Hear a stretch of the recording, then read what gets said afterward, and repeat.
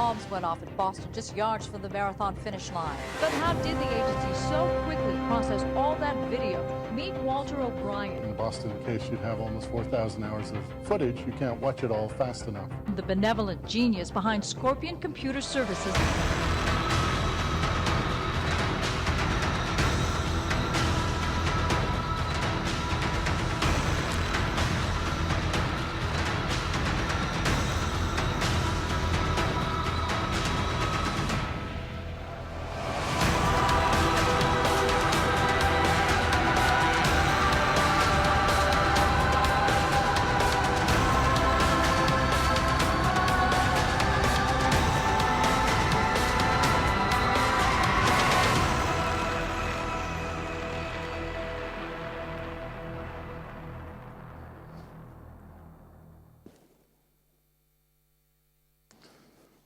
Sorry, my presentation doesn't have a lot of graphs in it, but I'll try not to stand between you and your lunch for too long. So thank you very much for having me here. Thanks for the introduction. And I'll try and keep it as entertaining as possible. For what I'm going to say to make sense, I need to explain a little bit of a story behind how I ended up where I'm at, because it's been an evolution, and an evolution where every decade or so it involved rethinking who I am and why I'm here and what I'm doing. And I think this stage is the most exciting part of that evolution. And I'll build up to that as we go through this. So I started in Ireland on a farm with meager beginnings. Didn't fit in at school, didn't fit in at home, and didn't know why. The teachers complained that for every one question another kid would ask, I had 10 questions. So they thought I was slow. I got more active as I discovered computers, and got involved in exploring the world from Ireland and gathering information wherever I could.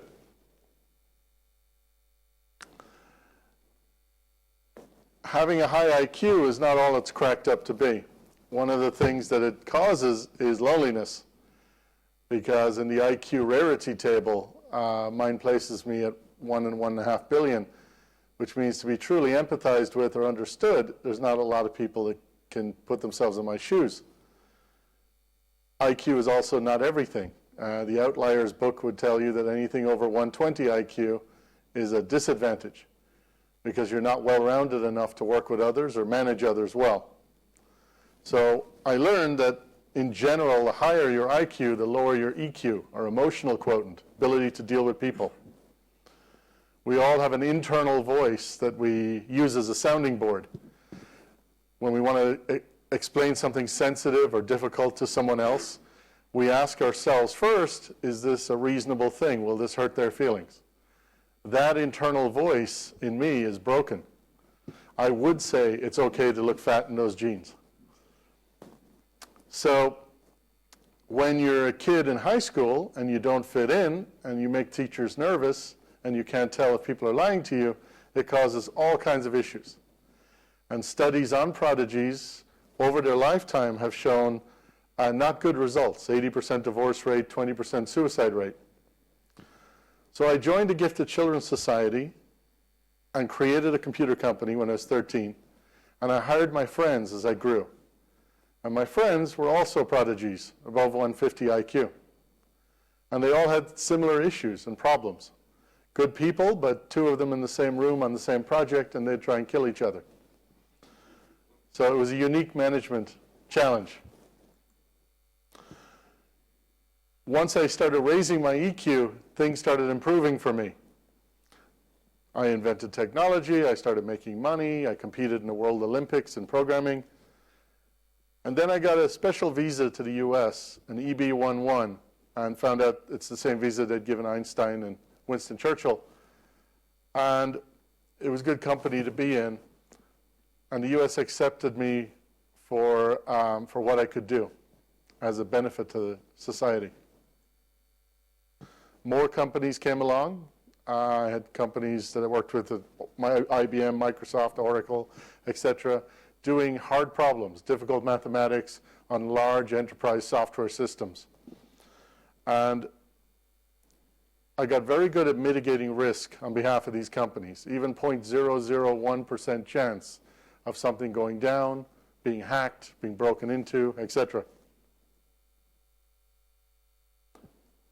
I eventually ran out of the friends that I knew who were smart, so I had to harvest new ones.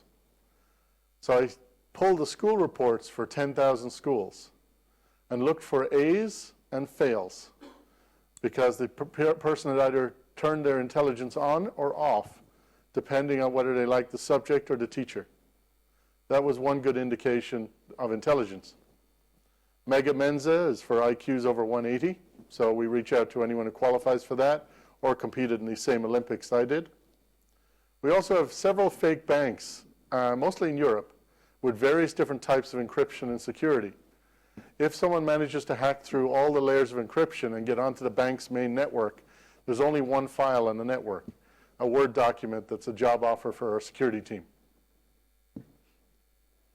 And finally, IQ is hereditary. So we trace through the family tree, looking for either descendants or parents that are also extraordinary. Once we find one, we mine the whole family tree to see if we can find others.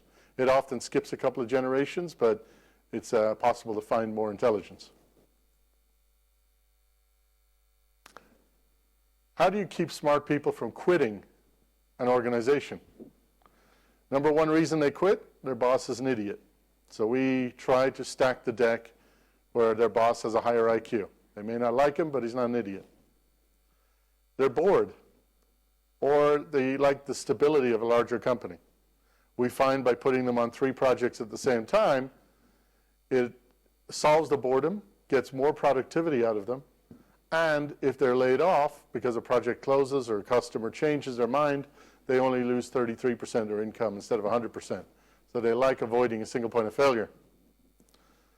Another issue is sometimes very smart people will reach a threshold of unfairness. They're unappreciated and have been unfairly treated too many times. They usually won't say anything till they've reached that threshold, and then they'll walk in one day and quit. So we quantified and measured fairness. So if someone worked for me on a project and there's 3 people on the project, and at the end of it, after I've paid them all 33 1/3, one comes to me and says the other 2 people didn't pull their weight. We ask them to prove it. We have our own court system and appeals process. And when they, because we track everything, the hours, the code, the bugs, everything that they do, it's easy to prove that they did or didn't do half the work. And if it turns out they did, we quantify fairness.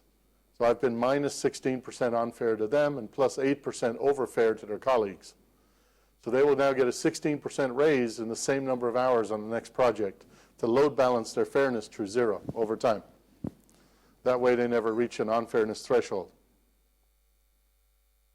Finally, high IQ individuals generally suck at sales, marketing, legal, accounting, even PowerPoints. And what we do is we outsource that to others that are very good in those areas. So they can be incubated to focus on what they're good at, which is thinking, and thinking about thinking, and thinking ahead.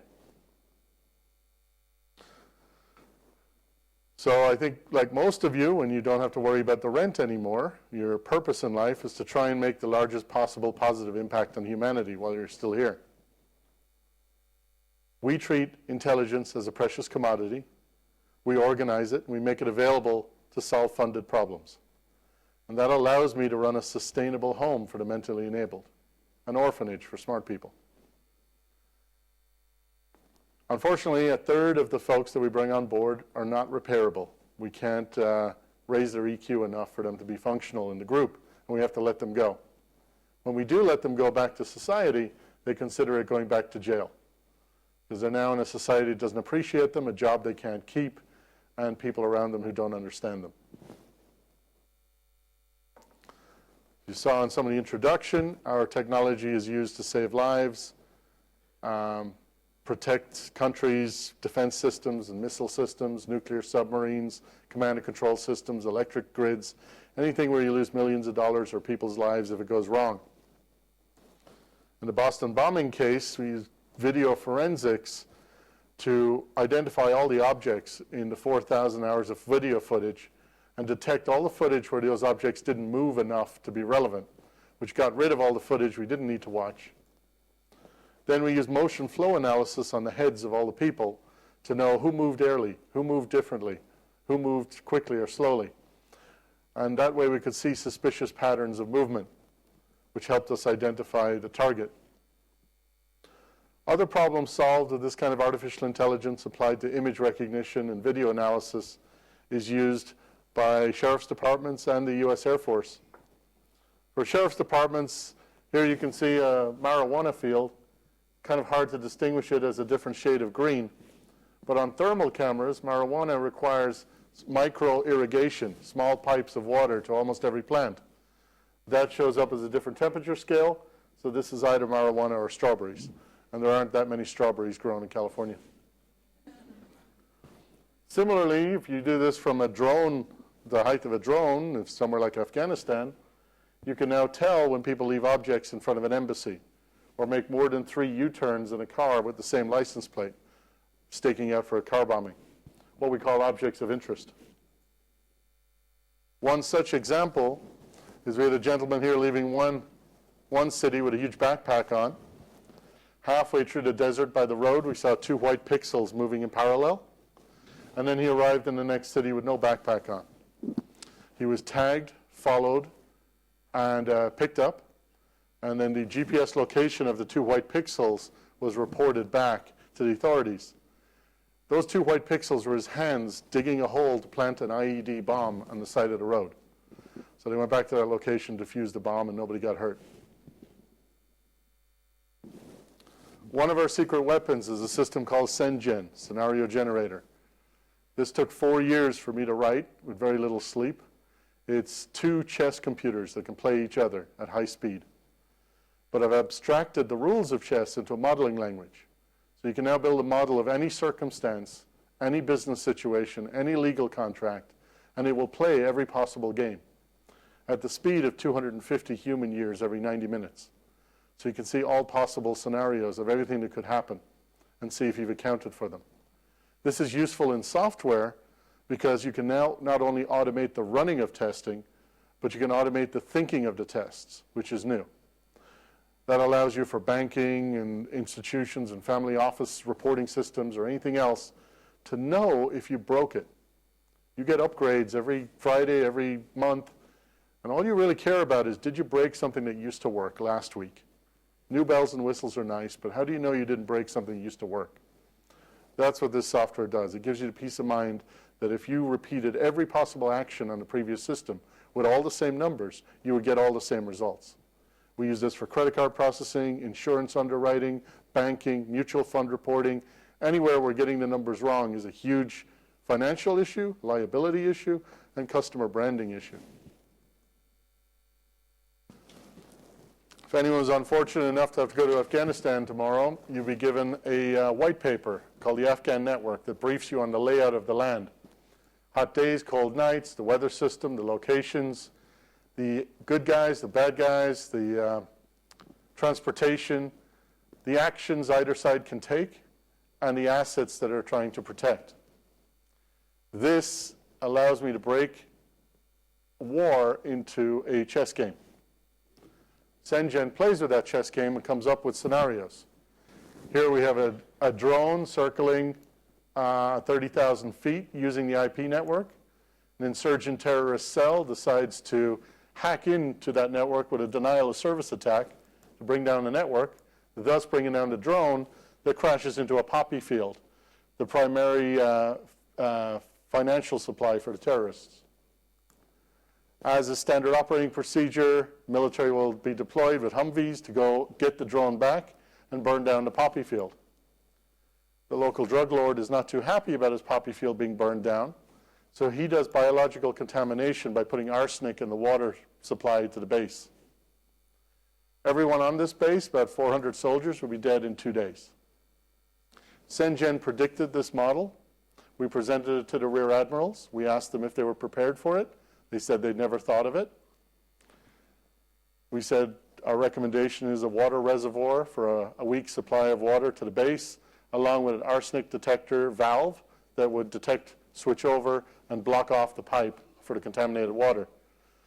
We put that in place, forgot about it. 3 months later, we got an alert that that valve switched over. This exact scenario happened.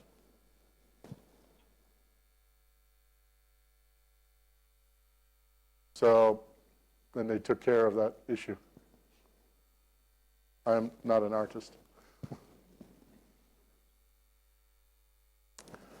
SeenGen was applied to the Naval Command and Control System, commanding 16 million assets worldwide, reporting their GPS location every 2 seconds. Saved about 28 lives a month with friendly fire incidents. It's used for everything from casino security to blacklisting people for facial recognition. So that's the first 2 chapters of my story. Farm boy hacker, enterprise software, and now, as many of you will have reached in your life at some point, what's your next act? Where do you go to from here? So I thought about that. I said, I've got some good customers so far. And I'll explain here what we do for family offices that's coming up. I've got some good skill sets that anyone in this room would have themselves and need for solving problems. Trustworthy, large network of connections, good resources, and ability to execute, and very organized. I'm also very familiar with the software engineering process, defining a goal, gathering the requirements, designing the most efficient solution possible, breaking it down into minor jobs, and then tracking and deploying and testing those jobs, and then repeating that every 2 weeks in an agile fashion. Because I'm a little slow, it took me 25 years of running the company to realize this doesn't just apply to software. This applies to life in general. Any kind of problem. It's a good way to go about turning ambiguity into absolute. So that became my next act. I started looking at how you'd visualize a busy person's life. Up here, you've got your core competency, things you're better at than I'll ever be. Down here, you've got well-defined tasks you can give to your secretary, assistant, or concierge. But in the middle, you have a lot of items, wish lists, to-do lists, thoughts, concepts, ideas for your business that you've thought of, but you haven't had time to flesh it out, research it, make the phone calls, talk to vendors. You don't know what it costs. You don't know how long it would take. So it's not defined well enough to hand to someone else, and you don't have the time to do it yourself. We take this blue piece here in the middle and allow you to outsource that, even if it's undefined and fuzzy and ambiguous. Let me give you some examples. And I call this concierge up, because normally you concierge down things that are too simple to do yourself. Family in Beverly Hills, their daughter decided to be a journalist at 21, left journalism school to cover the troubles in Libya. Ended up being captured as an activist and put in a prison over there. Family went over with the lawyers and local ambassadors and found out there is no bail system for activists in Libya.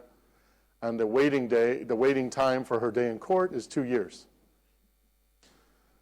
They came to us and said, we have a funded wish. We wish our daughter was home. She was home in their house in Beverly Hills in 48 hours. We've partnered with the largest private military groups in the US in order to execute our physical security, and we execute their digital security. So we did a forced extraction. After that, they wanted to GPS tag all their kids' shoes and know where the kids were from now on. Now I'm going to show you funded wishes here just to get you thinking, and I'm going to mix up trivial things with serious things. And we do that on our side in order to keep our sanity too, because you can't work under the premise that if you make a mistake, people die every day. You need to have some fun. One of the areas that affects families heavily is security. Facebook is a hacker's paradise.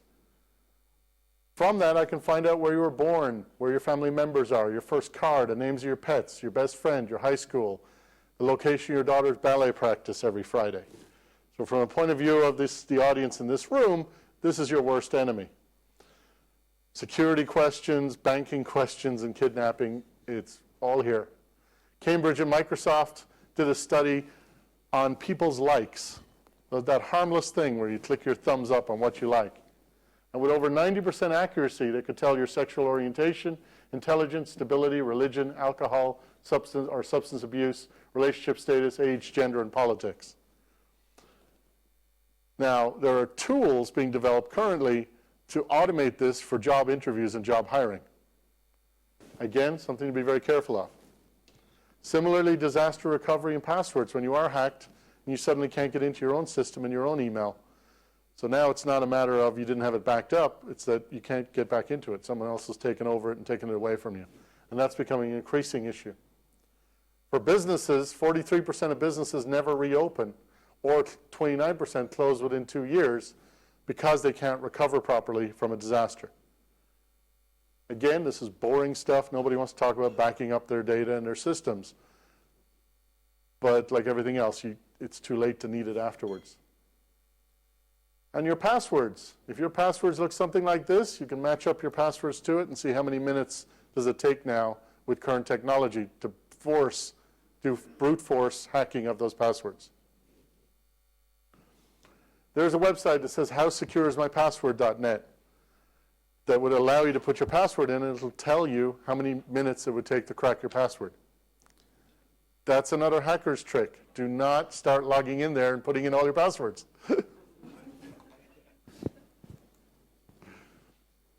So, if you do get the chance to go to our website, Concierge Up, you'll see funded wishes keep coming up on screen.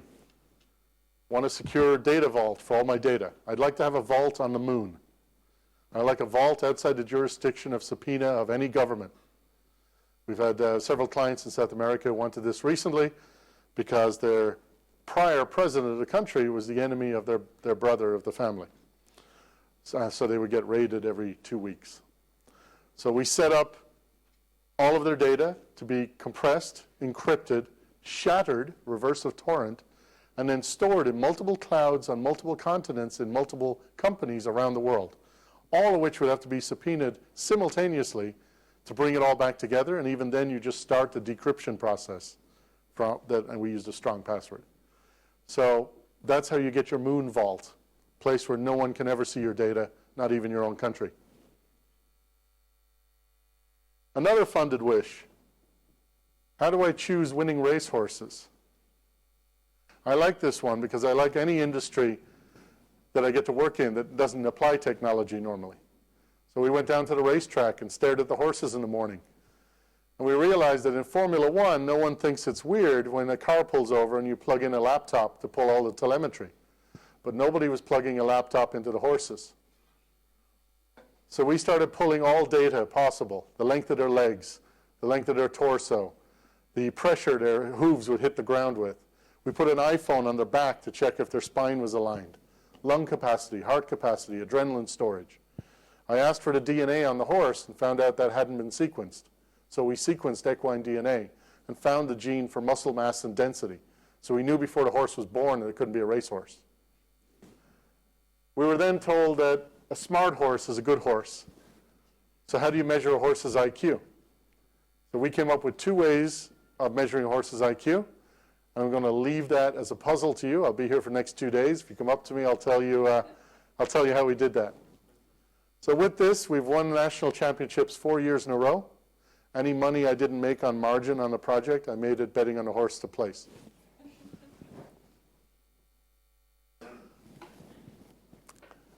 Next problem. Obviously, this isn't a son, but my son fell in love with a Ukrainian gold digger. So we said we'd fix any funded problem. So again, we applied intelligence to this issue. We studied the son and his habits, and then we studied his fiancée. By having a similar girl from her same country attend Starbucks 3 mornings in a row, she made a new friend. by the son having a guy who also loves cars and private jets and traveling, who went clubbing with him. He made a new friend. These two friends were wearing wires. The fiance's new friend recorded her talking about how she's going to take this billionaire son for a ride. As soon as her green card is filed after the honeymoon, she's filing for divorce and going to use the money to bring her Ukrainian boyfriend over. Having that recorded is no good to me. It's not admissible in court. The father already knew, and if he used it to the son would never trust that the father spied on him again. So the family needs to stay together. So the only person who needed to hear that recording was me, because I execute based on the greater good, and I needed to know I was doing the right thing. Once I knew that her will was an ill intent, I then knew that I could, she'd fallen on the wrong side of my fairness algorithm. So we got our psychologist to write a speech for the father, texted him on a Thursday night to deliver that speech to the son. That speech was a list of exactly the wrong things to say to the son to piss him off. The son then spoke to his friend that night, who was flying to the Dominican Republic for a friend's wedding, and said, you should do something dramatic to get revenge on your father. So he took his fiancée, they went on a private jet, no prenuptial, went to Dominican Republic and got married. After, as expected, after the honeymoon and after she got confirmation her green card was filed, she filed for divorce. We asked her to come in to get her divorce settlement. It's the only meeting she was ever on time for. And we sat down and I gave her a contract. She said, this is an acting contract. I said, yes, do you recognize the name? She said, that's the name of the priest who married us. Exactly. So here's the response to your divorce. It's null and void because you weren't properly married. Here's your one-way ticket back to Ukraine. Here's your gag order. Here's your letter from Homeland Security banning you for 10 years from coming back to the US because of immigration fraud. The son gets a love letter from her saying she didn't want to deal with any details of divorce, so she's running back to her country. It'll be annulled. He never knew what happened, and he's bonding with the father. Problem solved. I want to build a command center. I want to put a Shark Tank in my office, even though I'm on the 32nd floor of a building in Manhattan, in New York. I want to build a casino in Vietnam. I want to handle the gaming licenses, the real estate development, the local politicians, and how often the pool boy comes to clean the pool. Just outsource everything. I want to make a documentary about my life or my charity. I want to choose the best sports car for my personality, but I don't want to talk to a sales guy about it because he's going to sell me his car. I want a secret room in my house that doubles as a panic room. I want to be happy. What does happiness mean? What is a happiness infrastructure for this person? I want my business to not need me anymore. How do I figure that out? And I'm not talking about retirement planning financially. I'm talking about how many people with how much training does it take to make less mistakes than the current patriarch does. So what's on your bucket list, to-do list, or wish list? And like I said, I'm here for the next couple of days on anything from fixing your life to retiring your parents to finding a lost family member. And this year we got 2 phone calls wanting to be the next president of the US. And they needed to re-engineer their social media because Obama has 25 million likes and his nearest competitor only has 1.5 million. So that's what we do. Thinking is the hardest work there is, which is why so few people engage in it. So I'd ask you guys to take this opportunity, if this was a little bit refreshing, to step back and think about what is it you're not doing that you don't have time to do. And our financial model on this runs at $150 an hour on average. So as long as you make more than 300 grand a year, and these are dollar figures, it's cheaper to have us do it than for you to wait to do it yourself. Thank you.